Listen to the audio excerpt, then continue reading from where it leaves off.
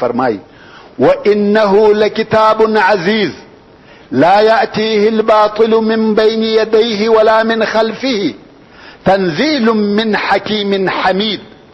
یعنی بشکه چې دغه قرآن مجید خامخا قوي کتاب دی، باطل هیڅ کله نسی ورنږدې کېدلی.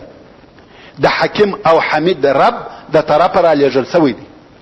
او بیا رب عز وجل د سورة الانعام په 155 نمبر آیات کې فرمای وهذا كتاب انزلناه مبارك فاتبعوه واتقوا لعلكم ترحمون.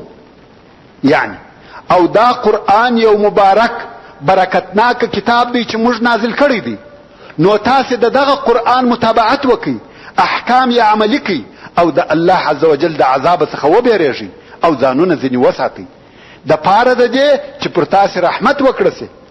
همدارنګه رب عز وجل د سورت بنی اسرائیل په 9 نمبر آیات کې فرمایي ان هذا القرآن يهدي للتي هي اقوم.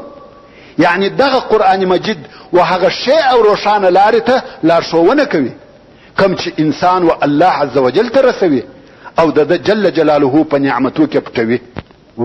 ورونو د دغه رسالې د رالیږلو اول مقصد دا دی چې د انسانانو زړونه د کفر او ګناهو د خیرو څخه پاک سي او د توحید، ایمان او اطاعت په نور سره ډک سي. لکه څرنګه چې الله عز وجل د سورت آل عمران په 144 نمبر آیات کې فرمایي لقد من الله على المؤمنين اذ بعث فيهم رسولا من انفسهم يتلو عليهم آياته ويزكيهم ويعلمهم الكتاب والحكمة وإن كانوا من قبل لفي ضلال مبين. يعني خامخا الله عز وجل پر مؤمنانو احسان کړی دی. کوم وخت چې مبعوث یې کوي راویلېږي په دوی کې رسول، دا د الله عز وجل احسان دی. او د دوی د جنس څخه چې دغه رسول لولي وایي پر دوی د الله عز وجل آیاتونه او دوی د شرک، ګناهو او بد اخلاقیو څخه پاکوي او شیي دوی ته کتاب الله او حکمت چې احادیث مطهره او شرعي احکام دي. حکمت یعنی چې احادیث او شرعي احکام. او بشک دوی تر دې د مخه پښکارا گمراهی کې و. او بیا هم رب عز وجل د سورة الطلاق په 10 او 11 نمبر آیاتو کې فرمایي قد انزل الله الیکم ذکرا رسولا يتلو عليكم آيات الله مبينات ليخرج الذين آمنوا وعملوا الصالحات من الظلمات الى النور. يعني الله عز وجل تاسو ته نصیحت نازل کړی دی چې قرآن مجید دی او رسول یې درته رالیږلی دی چې تاسو ته د الله جل جلاله د احکامو ښکاره کوونکي آیاتونه وایي د پاره د دې چې هغه کسان چې ایمان یې راوړی دی او ښه عملونه یې کړي دي د جهل او کفر د تاریکیو څخه د علم او ایمان و نور ته وباسي. ورونو تاسو پوهیږئ چې د زړه مرضونه دوه قسمه دي. اول د شهوت او سرکشي مرض دی او دوهم یې د شک او شبهه مرض دی. او قرآن مجید دغه دواړو مرضو د پاره علاج دی. اولا دا چې قرآن مجید د شهوتي مرضو علاج دی. دا ځکه چې په قرآن مجید کې داسې حکمتونه او نصیحتونه سته چې د زائل او فانی دنیا په حقیقت مو پوهوي او د دنیا سره مو په نه علاقه درلودلو او د آخرت و همیشنی نعمتو ته متوجه کوي مو. دوهم دا چې قرآن مجید د شک او شبهه د مرض علاج دی ځکه په قرآن مجید کې داسې قطعي او روښانه دلایل موجود دي چې په ښکاره ډول سره د حق او باطل فرق کوي. نو ځکه د فاسدو او بېځایه شبهاتو او شکوکو علمي، عقیدوي او خیالي مرضونه په استکیږي. هغه داسې چې مسلمان د ټولو شیانو حقیقت ته متوجه کوي. د حق او باطل په مابین کې داسې فرق او تمیز راشي لکه د شپې او ورځې فرق. نو ځکه الله عز وجل فرمایي وننزل من القرآن ما هو شفاء ورحمة للمؤمنين. او الله عز وجل خپل بندگان د قرآن مجید و ډیر تلاوت او همیشه ویلو ته تشویقوي. او د سورة فاطر په 19 او 10 نمبر آیاتو کې فرمایي ان الذين يتلون كتاب الله واقاموا الصلاة وانفقوا مما رزقناهم سرا وعلانية يرجون تجارة لن تبور. یعنی بشکه هغه کسان چې د کتاب الله قرآن مجید تلاوت کوي او المنځونه د خپلو ټولو حقوقو سره ادا کوي او د الله جل جلاله په لار کې په پټه اشکاره ځینې هغه شیان مصرفوي چې موږ ودوی ته ورکړي دي. دا ټوله کارونه د یوه داسې تجارت په امید کوي چې په هغه کې به هیڅکله تاوان ونه کړي. لیوفیهم اجورهم ویزیدهم من فضله انه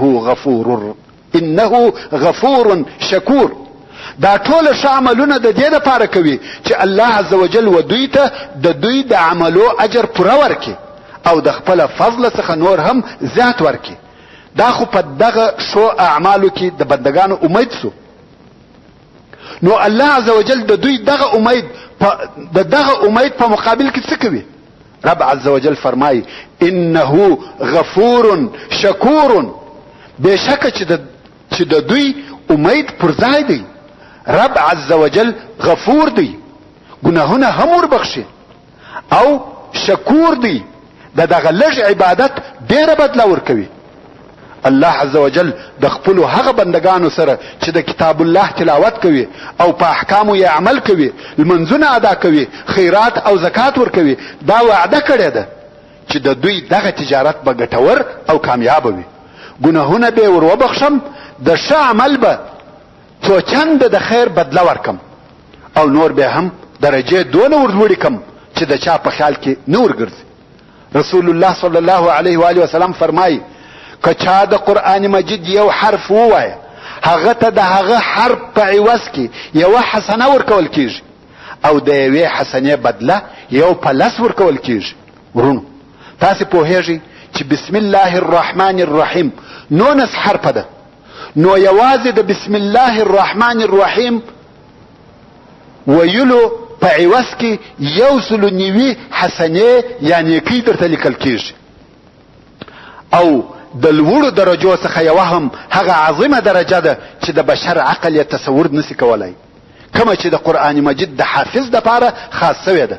ورونو د قرآن مجید هغه حافظ چې په دنیا کې د الله عز وجل د رضا دپاره د قرآن مجید تلاوت کوي، د ریا، پیسو او نامه دپاره نه وي او په احکامو یې عمل کوي، هغه ته به د قیامت په ورځ د الله عز وجل د طرفه وویل سي قرآن مجید ووایه او په داسې ترتیل سره تلاوت که لکه په دنیا کې چې دی ترتیلاوه. او بېشکه چې درجه او منزله دی د هغه آخرني آیات سره ده چې تی وایه. رواه ابو داود. سبحان الله، دا کم شرف او کرامت دی چې الله عز وجل و چاته د قرآن مجید د حفظ او په هغه سره د عمل کولو توفیق ورکړي. په هغه ورځ چې خلق د قیامت د ورځې د حول او شدت څخه په بیره او وارخطایي کې ولاړ وي او د بلې خوا ویني چې په زرهاو ملایکو د دوزخ زنځیران نیولي دي او د دوی و طرف ته دغه شدید اور راکشوي او بیا نو د دوی په حضور د دغه اور غړمبهاری وي او هر هغه څوک چې و دغه اور ته ور اچول کیږي هغه ژوندی تیروي. دغه د بیرې په وخت کې چې عقلونه الوتي وي، اعصاب پاشلي او پریشانه وي، سترګې شخې ولاړې وي او زړونه چي وي، د دغه ټول بد حالت او دغه ټولې بیرې سره هغه څوک چې د قرآن مجید تلاوت یې کړی وي او عمل یې په کړی وي په امن او اطمینان سره به د خپل رب عز وجل په حضور ولاړ وي. قرآن مجید به په خشوع، سکون او وقار سره داسې وایي لکه په دنیا کې چې وایه. او الله الملک القدوس ذو الجلال والاکرام به ځینې اوري، ملائکې به ځینې اوري او د هر آیات د ویلو سره به په جنت کې یوه درجه لوړیږي. او تاسې پوهیږئ چې د جنت د هرې درجې او هغه بلې په پسې درجې په مابین کې دونه فاصله ده لکه د مځکې او آسمان په مابین کې. سبحان الله، دا کم فضل دی، کم شرف او کرامت دی چې د یوه آیات په ویلو سره درجه دونه لوړیږي لکه مځکه او آسمان. مګر هو دغه عظیم اجر، دغه لوړې درجې چا لره دي؟